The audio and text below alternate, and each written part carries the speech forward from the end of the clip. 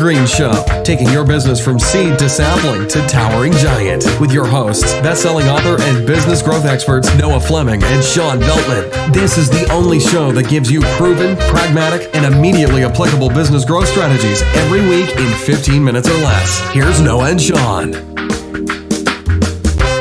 Hey everyone, it's Noah Fleming, and welcome back to the Evergreen Show. I'm here with my co-host, Mr. Sean Veltman.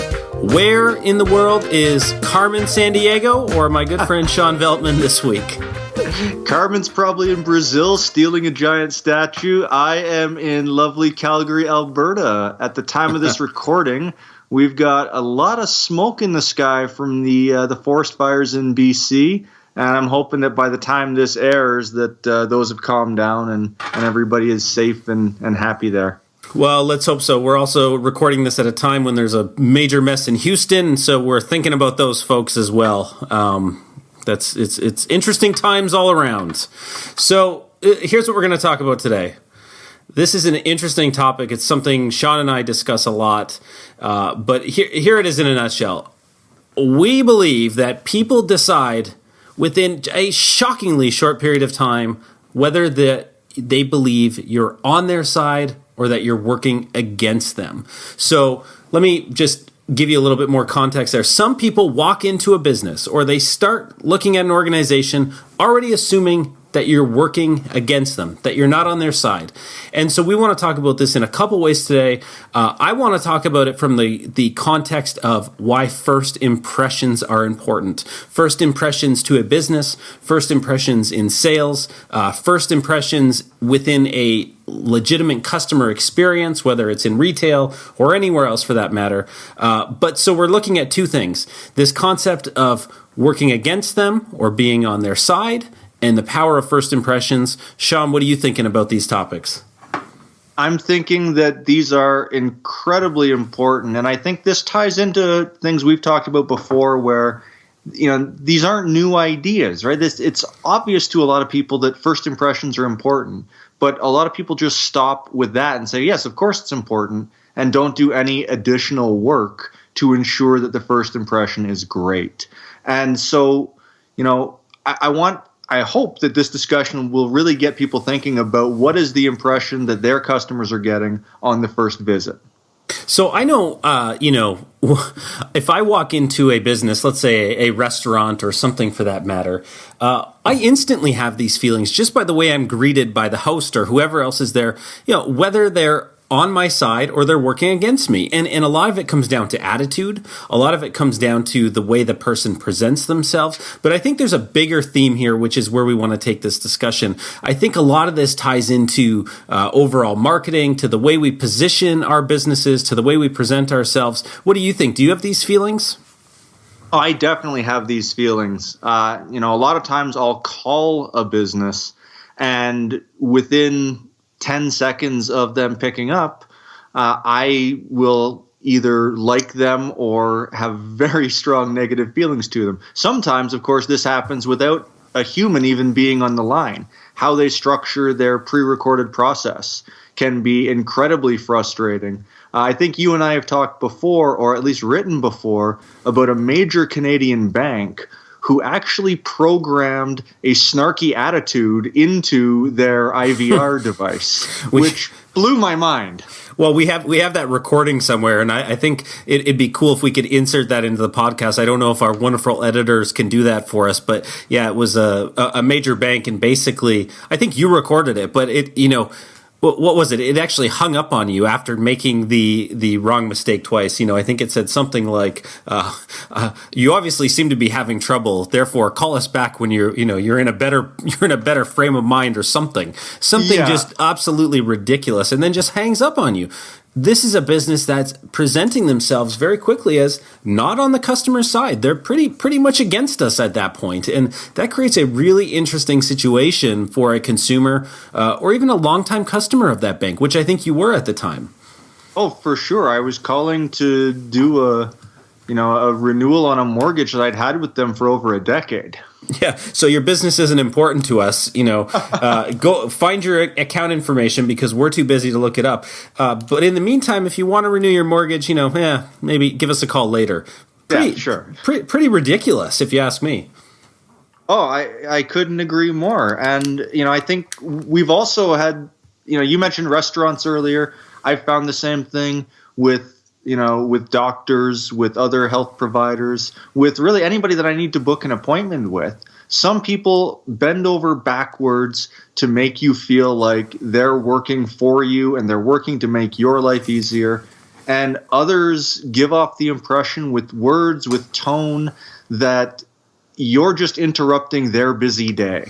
So let's go back to that bank for a minute, because it really intrigues me. I think, the important thing to point out here is the bank didn't set out to say, let's piss off our customers today, essentially, and let's set up our automated system to hang up on them if they can't find their information. Somebody somewhere thought this was a good idea, but it wasn't actually thought of, I think, from a customer experience perspective, from the customer's point of view. It was probably just a decision made perhaps in the tech department or somewhere else. But I think, to me, the key factor here is that as leaders of organizations, we have to be really cognizant of all of those areas of the customer's experience.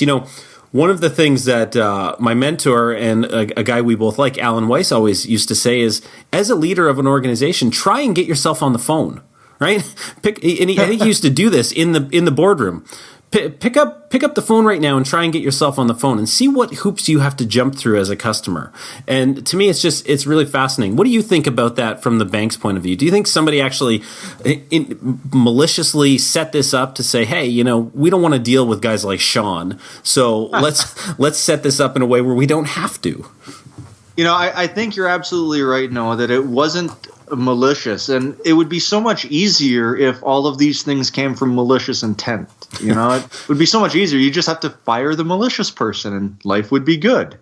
Unfortunately, that's not the way that it works. It's systems, it's structures. I think what happened was there were two separate dictates that came down from senior management. One was create a good customer experience. The other was do it while we cut your budget by 70% and reduce your staff by 50%. Yeah, it's to me, it's just fascinating. So let's try and bring this back now to the concept again of us versus them. Let me ask you, Sean, what can a business do to start thinking about the ways that that they may be positioning themselves poorly in the mind of the customer? And then, of course, we also talked about this idea of first impressions and how that plays a factor here. So what do you think our listeners can do to really look at this and ask themselves, are we presenting ourselves to our customers and our potential customers in this way?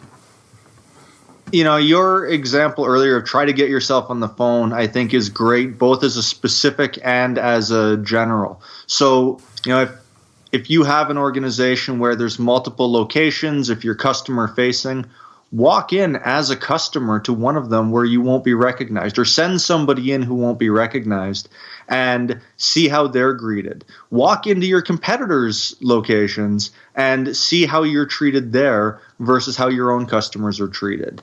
Spend some time listening to phone calls of your employees with your customers and call up your competitor and see how they handle it.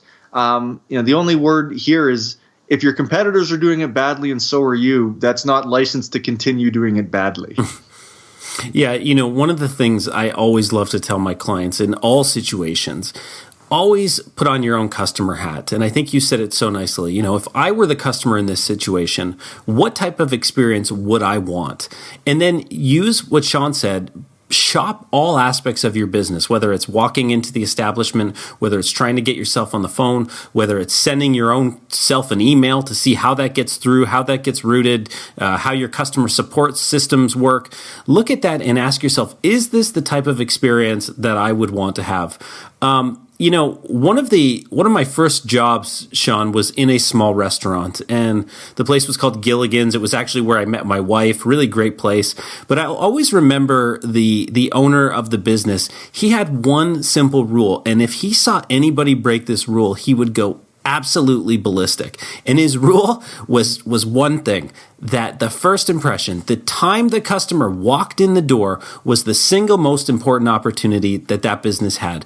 And so his rule was, didn't care what you were doing. They had to be greeted quickly with positive tone, enthusiasm, all of that stuff. And if he saw anybody break this one rule, he just went crazy. He would almost fire you, if he saw you screwing this up. But he said something that I'll never forget. He said, if we let the customer down then we've already missed the boat. But if we can get that one thing right, we're setting the stage for a fantastic customer experience. And so it really ties me back to this concept of putting themselves on the customer side right away. And I'll never forget that. It's just such an important and powerful concept.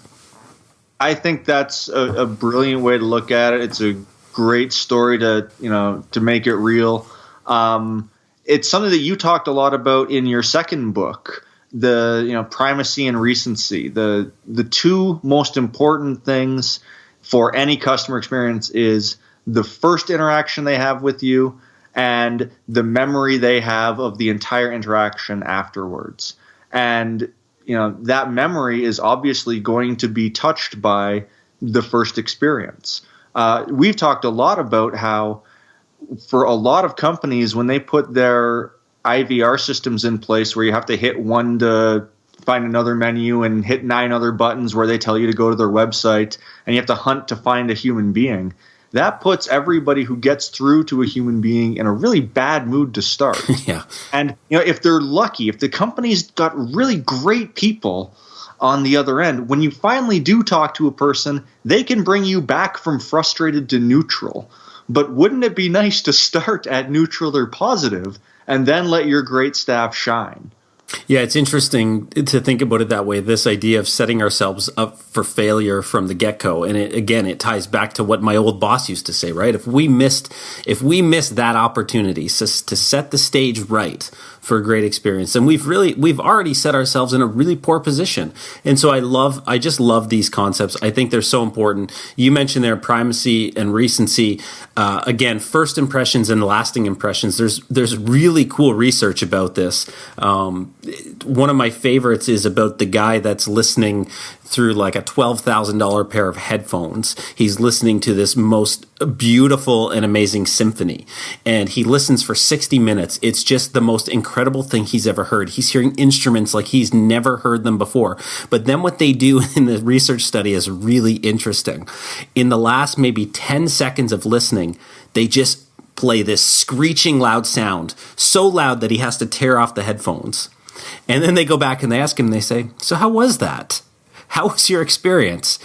And the only thing that he remembers, months after, days after, years after, is the way the experience ended and how it ended so poorly. The way that sound came in and ruined everything. So that whole entire great experience is wiped out by that one thing. And I just think that's a really cool sort of way to think about, again, you can set the stage early from a first impression. You can set the stage after from a great lasting impression, but don't screw it up really early by setting the customer against you. To me, it's just all fascinating stuff.